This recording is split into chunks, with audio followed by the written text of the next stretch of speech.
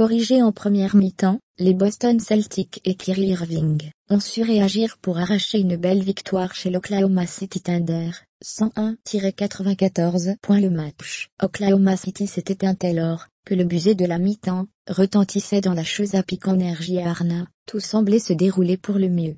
Andrew Robertson venait de contrer Kyrie Irving, qui montait au panier et l'Oklahoma City Thunder menait 55-37 face aux Boston Celtics.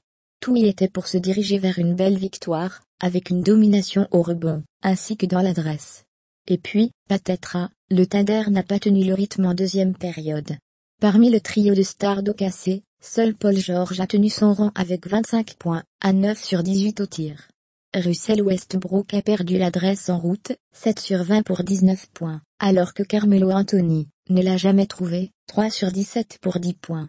Le rookie semi au jeu light a égalisé pour Boston d'un tir à 3 points, avec un peu moins de 6 minutes à jouer, 79-79.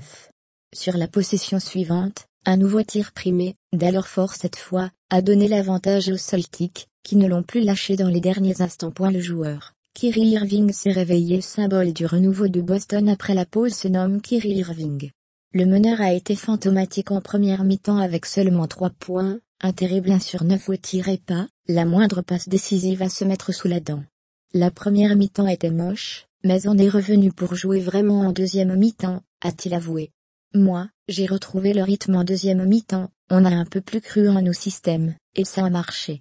Irving a réalisé une deuxième mi-temps à 22 points, 25 au total donc, 9 sur 13 au tir plus un bonus de 6 passes décisives. Le tout sans la moindre perte de balle de la soirée.